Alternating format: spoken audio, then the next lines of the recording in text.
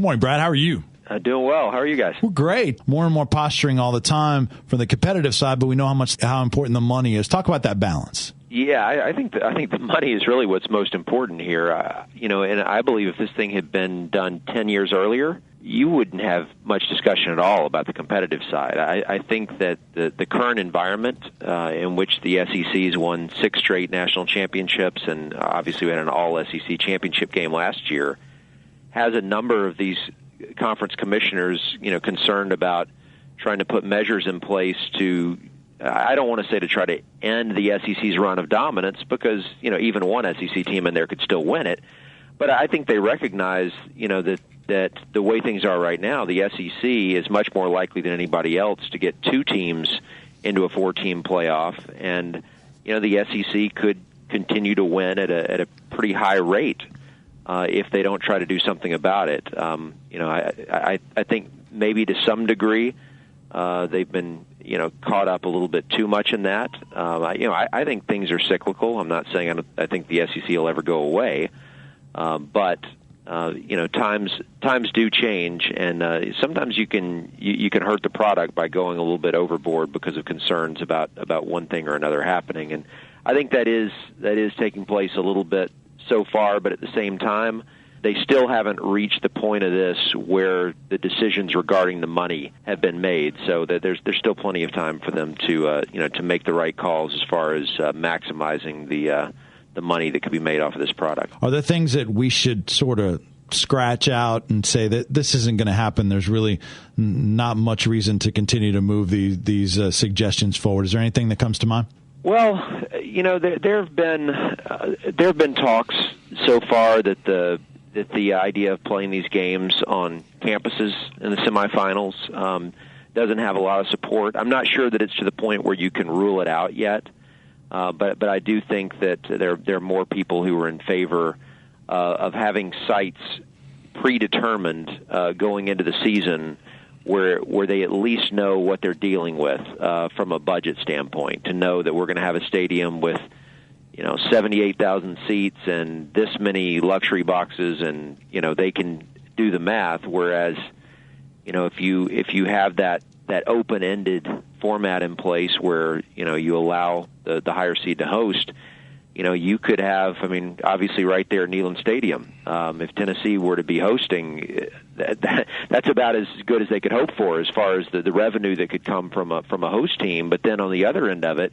you have somebody like TCU, which has a stadium that seats, I think, less than half of what Neyland seats, and obviously significantly less revenue as far as that goes. Now, who knows? They could get in these discussions, and the reality could hit them that, hey, the bulk of the money is coming from TV.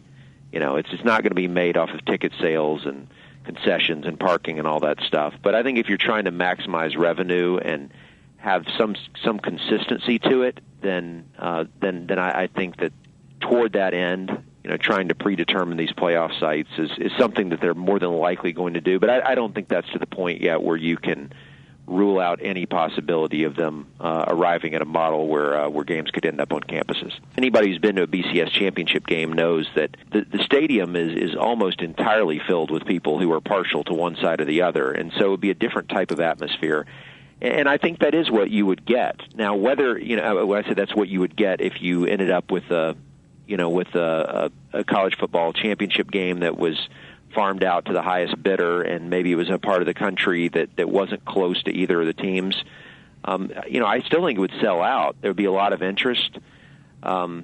Whether you would kind of change the environment, whether it would do a lot to prevent some of the fans of those teams from getting there, it's really hard to say. I think any model where you're asking fans to purchase a plane ticket on consecutive weeks or twice in a 2-week span to be able to attend a game, I think is going to eliminate a lot of them from being able to come. Even if it's not an entirely different side of the country. So there are a number of ways that could go. I certainly don't think that they need to do that in order to increase national interest in college football. I think if their aim is strictly to be fair and have championship games that are in Big Ten territory or Big 12 territory or wherever, just to be sure that everyone would ultimately have the opportunity to potentially play a game in their own backyard. I think that's fair, but New York is not a place I would like to see it go, because I don't think that's an area that's really that close to anybody's fan base. And then as far as we were talking earlier about some comments made about divisional winners would have to win their division. Obviously, it was directed at Alabama. And, just your thought on that. I mean, well, the divisional thing to me seems stupid. I mean, that if you're going to say that a team can not win its conference and still go to the national title game as long as it won its division, we've seen enough of college football to realize that divisions within conferences can be greatly imbalanced. That it just look at last year with the SEC East and West, and obviously that's how it happened that Alabama ended up in the national championship game to begin with. But in the same way as there can be a great disparity in team strength from one division to another, there is often a great disparity in strength from one conference to another, and that's why I think the whole idea of trying to restrict a playoff only to conference champions is ludicrous. I mean, you go back to last year. If we had a playoff last year, 4 teams, and it was only open to conference champions, you would have had number 1, number 3, number 5, and number 10. You would have to go all the way down to number 10, Wisconsin, to find the 4th conference champion. And to have any sort of playoff where number 2 is not in it, but number 10 is, I think anybody would recognize that's not good for any sport, and it certainly is not going to legitimize the playoff that they're trying to put together. And so maybe there's a way to do it. I wouldn't have a problem if they wanted to say that 1 and 2, those spots are protected. If you finish first or second, it doesn't matter if you won your conference or not, you're automatically in. And then the next 2 highest ranked conference champions after 1 and 2 will fill out the field. I would have no problem with that. I feel like if you're ranked in the top 2, especially if there's a human element that's involved and all the people who are watching the games believe that you're one of the best 2 teams in the country, there's no reason that you shouldn't be in a playoff. Notre Dame, they were a big player when the BCS came out in 98. There was a Notre Dame clause to it. Notre Dame's still scrapping to be heard. Is that reasonable? Is it really just NBC that's doing the fighting for Notre Dame? Because I just don't see where there needs to be an Irish provision anymore. I almost want to say, hey, you want to be in the ball game? Join a conference like the rest of them.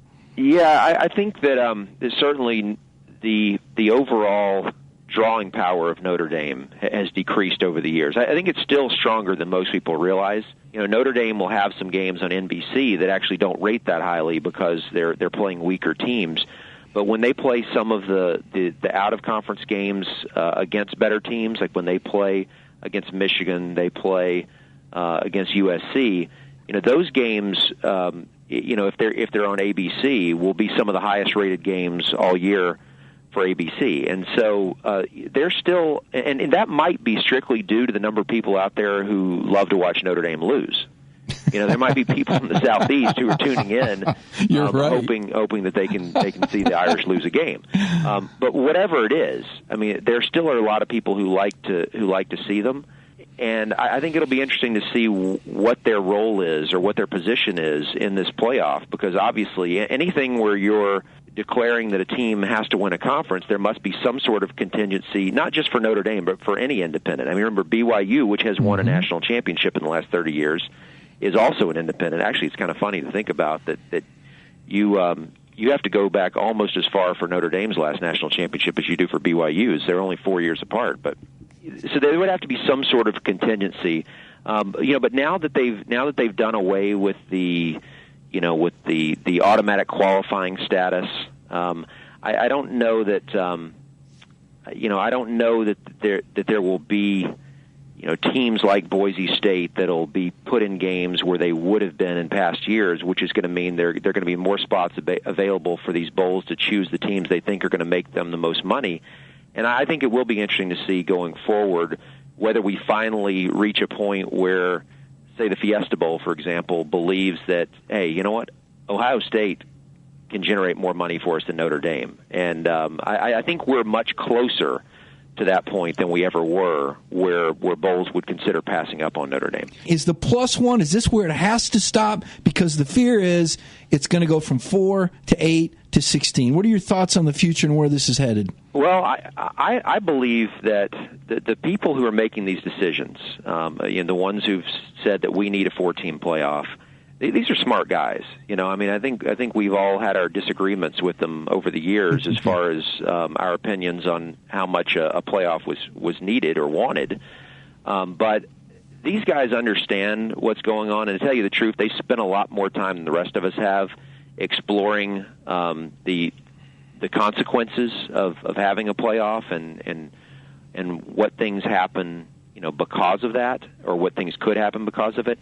And I would be really surprised if there is a single one of those guys who believes that this thing's going to stop at 4. I think they know it's going to go to 8, and I think those who spend a lot of time looking at it recognize that anything more than 8 is really going to take away from what makes college football's regular season so special. But I think you can get to as many as 8 and still be able to protect most of that. And so I believe that they're not going to say it. They're not going to say it publicly, but I believe that every one of them thinks that at some point 4 will lead to 8, and I think that could be okay. But we just have to be careful how we go about it, because the one thing that we all love about college football is how every game seems to matter. And certainly there are times in hindsight where a game like Alabama-LSU on November 5th turns out that it really didn't matter, but at least at the time we all thought it did, and we thought it was going to decide people's seasons. And if we ever lose that in college football, it's going to take away a lot from what we love about it. And I think these guys really understand what's on the line, and I think they're doing what they can to make this product better, and yet still protect everything that we love about it. What do you think the networks would most want to see and make the most money off of in terms of some of these scenarios that are being thrown out there, whether it's neutral sites, whether it's the conference champions making, or just all 4 open? Where do you think the networks want to go to maximize their revenue and their new deals? I don't think the networks have any concern about where the games are played. I think which teams are in the game, they want the best teams. Obviously, if they could pick and choose any given year, they're going to take the teams that have the biggest fan followings, for ratings purposes. But I think they want to see the best teams. Now, that said, I can tell you that the rating for last year's Alabama-LSU game was not as good as the rating would have been if it had been LSU against Oklahoma State. And there were a lot of people suggesting that ESPN had some sort of agenda to get Alabama into that game because ESPN loves the SEC. ESPN does love the SEC, but they love a lot of conferences because there are a lot of conferences that help us, make money off of college football. But when you have teams from 2 different parts of the country, it increases the interest overall in the game. And so, I think if TV had to make a choice, they would probably take, give us the 4 best teams as opposed to just, eliminating somebody because they didn't win a conference. But at the same time, you don't want to have, from a TV standpoint, you don't want to have a conference championship game between 2 teams from the same league. But one other thing that I think TV might care a little bit about that people haven't considered is when the games are played. There's been talk about, the semifinals, and do we have them at some point in December, or do we have them on New Year's Day? And I don't know what the best answer is for TV. I'm not in the group of people that spends a lot of time thinking about that and what it's going to do to the overall numbers. But if you think about it from this standpoint, if the Rose Bowl is still being played and it's not a national semifinal game, and you've got your Big Ten, Pac-12, it's going to stay in the same time slot. Nobody's moving the Rose Bowl out of mid-afternoon on New Year's Day. And so if you wanted to put the semifinals there, you've got to have one of them before the Rose Bowl and the other one after. Mm-hmm. So you're going to have a triple header. As big as those 3 games are, there's not a single other bowl game that could be played on New Year's Day, because nothing can go against 2 national semifinals in the Rose Bowl. So it would totally change the bowl landscape and the bowl schedule if it went in that direction and semifinals are played on New Year's Day. And like I said, I don't know whether that's good or bad for TV in the long run, but it's something that's going to be given a lot of thought. Brad, thanks so much. Great to visit with you once again. Thank you, guys. Have a great weekend. You do the same.